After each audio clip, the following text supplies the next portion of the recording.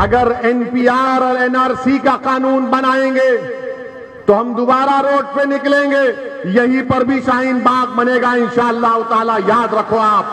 आतंकवाद समर्थक जिन्नावादी भी दूसरी तरफ खड़े होते हुए दिखाई देंगे।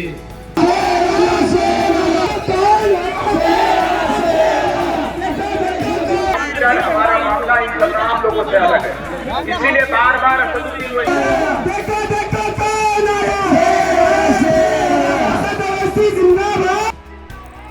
उत्तर प्रदेश में विधानसभा चुनाव फरवरी में हो सकते हैं, लेकिन सियासत अभी से उबाल मार रही है।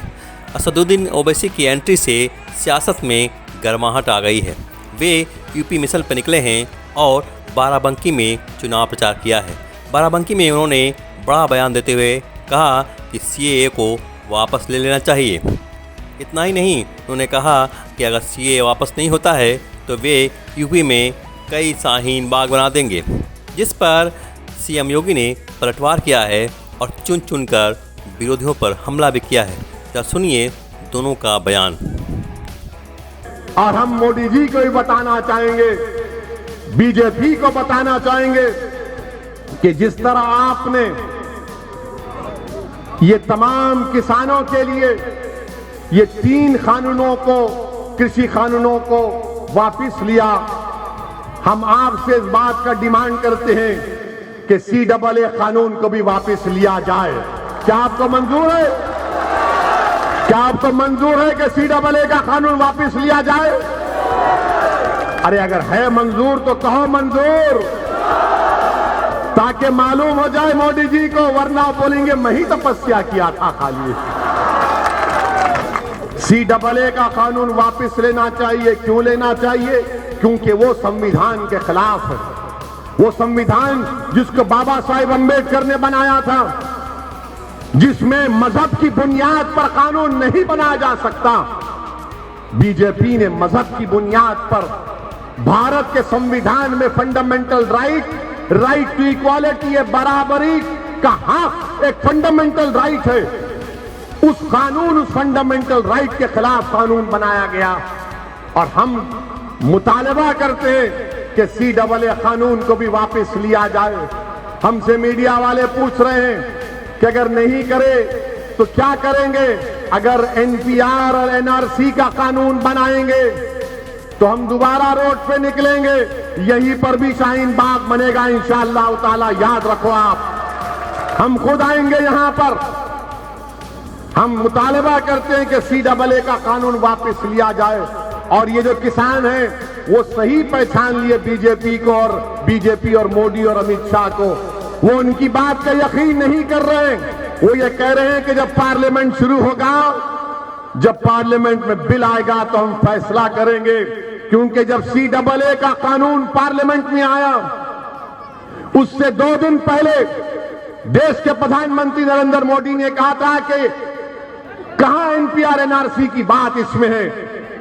हमको याद थी, हमने पार्लियामेंट में तकरीर की, और जब अमित शाह हमारे सवाल तकरीर का जवाब देने के लिए पार्लियामेंट का खड़े हुए तो हमने कहा अमित शाह ये तो बता दो एनपीआर एनआरसी होगा नहीं होगा? तो अमित शाह ने खड़े होकर कहा ओवैसी जी एनपीआर एनआरसी तो होगा। हमने कहा तुमने सच कहा और मोदी ने झूठ कहा। बाहर देखना जाकर वीडियो है अमित शाह का, हमारी तरफ घूर घूर के देख रहे थे, ऐसा देख रहे थे कि हमको कच्चा खा जाएंगे। हम कहे कि घूरने से कुछ नहीं होता हमको, बहुत लोग घूरते हमको, बहुत से लोग घूरते, कोई फर्क नहीं पड़ता। मगर किसानों ने जान लिया नरेंद्र मोदी को। उन्हें कहा कि इनकी बात का यकीन नहीं किया जा सकता। याद रखिए एनपीआर एनआरसी के रूल बनेंगे, और अगर ये होगा तो आसाम में जिस तरह आसाम में लोगों को उनकी शहरियत से महरूम कर दिया गया, वही प्रोग्राम है, वही प्रोग्राम है। इसके खिलाफ आपको आवाज उठाना है। मेरे अजीज दोस्तों और बुजुर्गों, यही चंद बातें थी जो मैंने इखलास के साथ आपके सामने रखा। मेरी आपसे दबन गुजारिश है कि उत्तर प्रदेश विधानसभा का चुनाव, यह स्वाभाविक रूप से देश और दुनिया के आकर्षण का एक केंद्र बिंदु बन रहा है और बनेगा भी, क्यों नहीं। देश के सबसे बड़ी आबादी के राज्य का चुनाव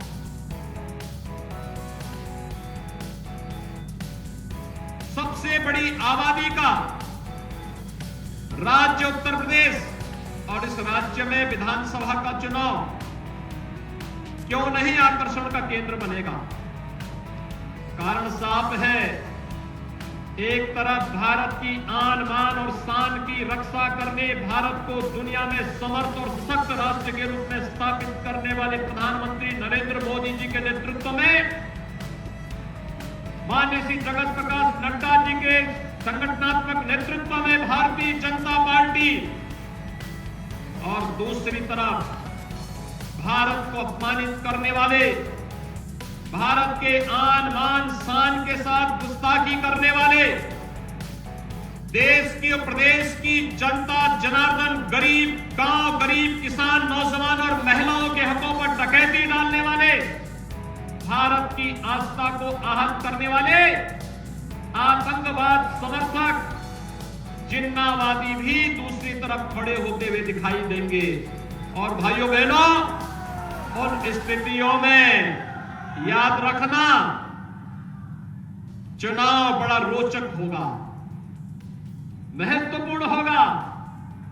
इसलिए महत्वपूर्ण होगा क्योंकि दुनिया देखना चाहेगी कि भारतीय जनता पार्टी ने 2014 में, 2017 में, 2019 में जो कहा सो करके दिखाया,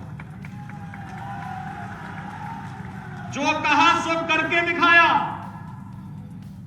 जो असंभव था, जो आजादी के बाद लोगों के लिए नामुमकिन था, उसको मोदी जी ने मुमकिन बना दिया। और पूरी दुनिया के अंदर एक बात सबकी जुबान पर आ गया है कि मोदी है तो,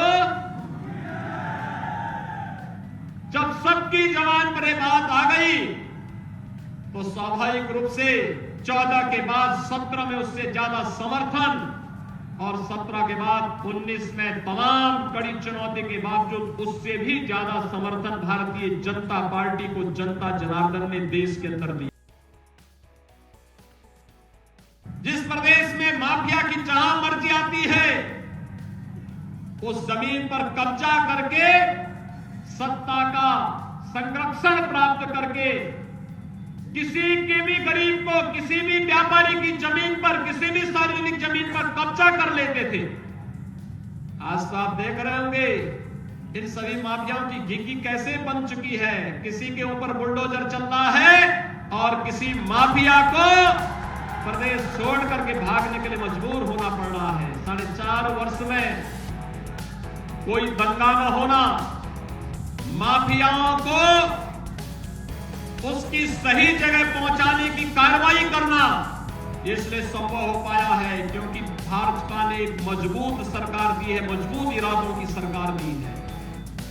कमजोर सरकारें होती, आज इस बुलडोजर से वही कर रहा है जो माफियाओं का सरपरस्त था, वही भयभीत है क्योंकि उसे मालूम है कि जनता की जो गाड़ी कमाई इन्होंने समेटी है, ये बुलडोजर एक एक करके वो सारी गाड़ी कमाई को फिर प्रदेश के विकास में लगाने का कार्य एक न एक दिन कर दे करके रहेगा।